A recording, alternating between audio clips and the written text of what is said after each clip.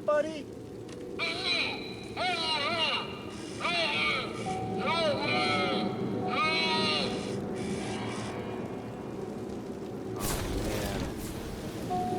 That's not good.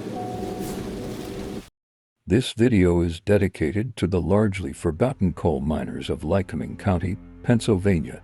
Many have heard of the anthracite coal mines to the east of here and the much larger bituminous fields to the west, but the Ralston coal basin is often overlooked and unknown to many.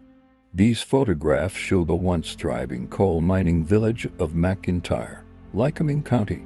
This village and its coal mines came about in the year 1870. The coal village of McIntyre was only in existence for roughly 16 years, but had an interesting history. In this photograph, we can see one of the bituminous coal mine drift openings sitting along an inclined plane. In all the years of researching this village, I have only come across this one photograph of a miner's cabin. This is the only actual village photo I've seen thus. One can see the mining rail in the foreground with the cabin nestled nearby. Notice how the miners' clothes are drying on a line outside. The miners had to rent these cabins at an inflated rate from the coal company. There was never electricity in this village or inside the coal mines. The mines used mules for the haulage of coal. Miners and other employees inside the mine would have illuminated the underground workings with their teapot all-wick lamps, which were a primitive form of illumination. Day-to-day life would have been extremely difficult back in the 1870s and 1880s for those living atop McIntyre Mountain. Even for those visiting this now abandoned settlement with the luxury of modern technology such as all-wheel drive vehicles, the terrain is extremely difficult to traverse and can be dangerous to summit the mountain. Back in the 1870s, however, it would have been a remote outpost. Jarvis Langdon, with offices operating out of Elmira, New York, would open this village high atop the mountains beginning in 1870. Langdon was also a major player in the anthracite coal market by the time of his McIntyre venture. 1,500 people would eventually call this remote mountaintop village their home. There was a church, a sawmill, a school, company store, a blacksmith, and even fire hydrants that were fed via a natural spring. There were over 300 miners' cabins in the village. McIntyre even had ties to a historical American cultural icon. You may have heard of this man, for he was Mark Twain and the son-in-law of Jarvis Langdon. Mark Twain even visited McIntyre Village and toured the underground coal mine, which is a neat bit of history I found once while researching. Mark Twain, his real name being Samuel Clemens, wed Olivia Langdon Clemens, who became the love of his life. Jarvis Langdon put a lot of capital into the McIntyre Coal Company. Here we see the bottom view of the large inclined plane. The coal village would be atop the plane, which was out of view from this image. This inclined plane was roughly 2,300 feet in length and was angled at nearly 45 degrees. A 15-horsepower steam-driven hoist with a 2-inch thick wire rope lowered loaded coal cars down the plane while hoisting up empty cars at the same time on a second series of tracks. For the 1870s, this was a marvel of mining engineering. From time to time, however, coal cars would break loose and rocket down the steep plane towards the valley bottom. The railroad that serviced the McIntyre coal mines, that is, transported their coal to market, was the Northern Central Railway. In this remarkable image taken by William Chase, we see one of the beautiful steam locomotives in the small village of Ralston that is located at the base of McIntyre Mountain. Mr. Chase was commissioned by the railroad to photograph the McIntyre Village coal mines inclined plane and railroad in an attempt to advertise for their state-of-the-art rail line of the time. The railway, which owned the McIntyre Village, ran from north-central Pennsylvania to Baltimore, Maryland. It's noted in historical text that passengers on the nearby Northern Central Railroad were in awe of the coal cars flying up and down the mountain as their trains passed by the inclined plane. Take note of this interesting photograph. I believe that these images were taken roughly around 1876 by William Chase. It's an interesting image because it shows a child of about 6 to 7 years of age operating a switch track. In the distance you can see several men tending to a coal car that has come down from the top of the mountain or is about to ascend back up. There's a well-dressed man behind this young child who has been tasked to work at such a young age. It's a striking contrast. The small child doesn't look too pleased, nor does he have any shoes on. Unfortunately, child labor was a reality of 19th and early 20th century America.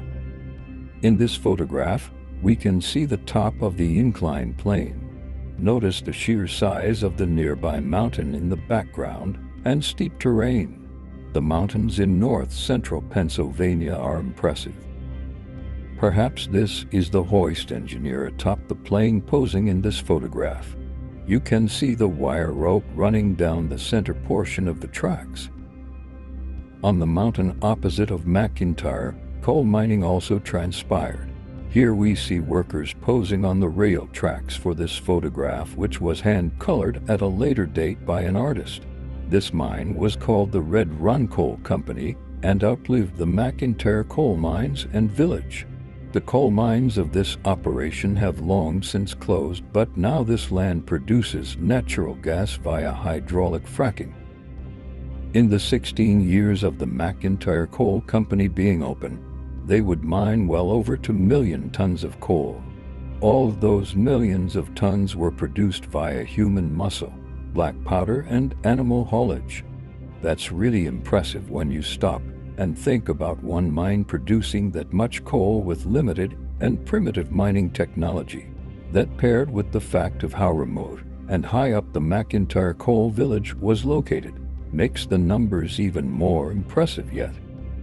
Unfortunately, I cannot find any reports of accidents or fatalities for the McIntyre coal mines. I would imagine there would have been fatalities, just based on the large scale of operations and the time period of mining. By October of 1886, the company deemed the coal exhausted and abandoned the village. A couple of years later, the abandoned village burned to the ground during a huge brush fire. No new village or settlement was ever built again atop this desolate and rugged mountain. Only small independent bootlegging coal operations would come after the 1886 era of mining and would continue to mine on a smaller scale until the 1950s. Nature has reclaimed the once active and bustling coal village. Several foundations of abandoned structures and the cemetery are the only clues that people once were on that mountain. Large trees and beautiful waterfalls are all you'll see here now. The land is protected from development and is now the McIntyre Wild Area, part of the Loyalsock State Forest. Ralston, the small settlement that was near McIntyre, still is a small community today. The once busy series of railroad tracks that went through the settlement are unfortunately long gone, just like the coal mines. Marcellus shale natural gas production is prevalent, however, which produces large amounts of energy for the country. In its early days, Ralston even had a large hotel to accommodate the growing number of people passing through the settlement. Prior to coal mining, iron mining was attempted here. It was found to be inferior in quality, however. The economy and future of Ralston was largely dependent on coal mining, logging, and the railroad.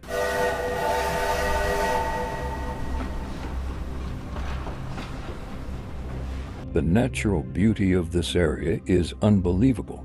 Rock Run, pictured here, is one of the nicest streams in all of the United States.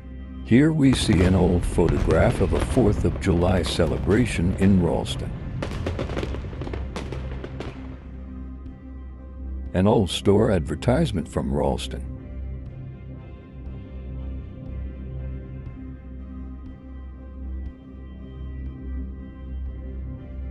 Ralston fell on hard times once the mines closed and the railroad ceased operations. This rural settlement then went through an economic depression in a sense, forever limiting its growth potential. Here, we see a church in Ralston today. Busy Route 14 goes through Ralston. I believe this was an old store at one time. It's a lovely example of rural 19th century Pennsylvania architecture. Such a beautiful scene in this photograph.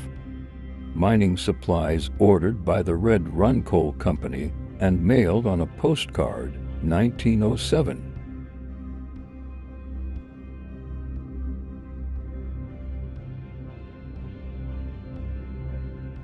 Here we have Trout Run, which is near Ralston. Let us now see what remains of McIntyre Village. This wooden cross designates where the old cemetery is, high atop this rugged mountain.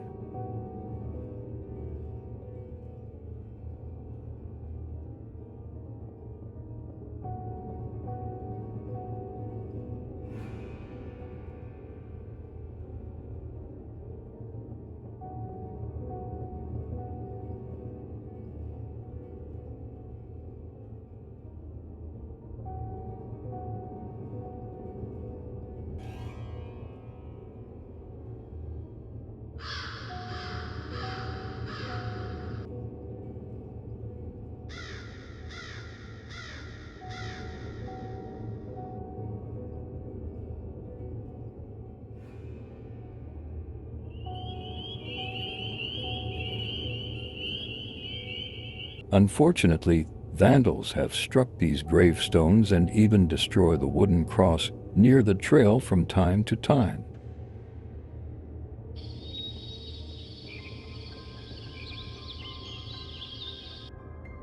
This grave has a finger pointing up towards heaven.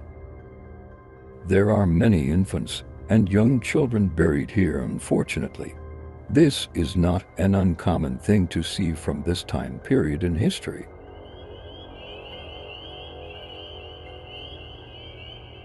This cemetery for me is a peaceful place to visit. The sound of the birds, the fresh mountain air, the beautiful trees all make for a pleasant experience.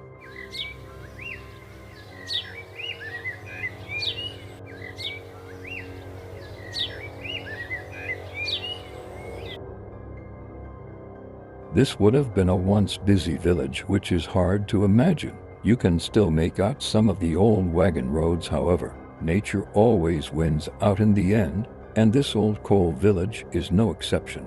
This is just outside of where the village would have been. You can see how high up this village was from this perspective. The inclined plane was near here. To build that in 1870 must have been difficult. This is Ralston down in this valley bottom. The mountains here resemble more of West Virginia in formation, as opposed to the mountains of the anthracite coal country. Here is Rock Run that flows at the base of McIntyre Mountain. There are numerous waterfalls here, and I highly recommend visiting. The water is notoriously frigid no matter how warm it gets in the summer. This is a great place to fish or to just relax by the water.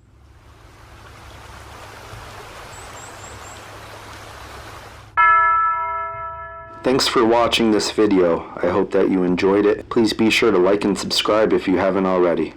Alright, see you later.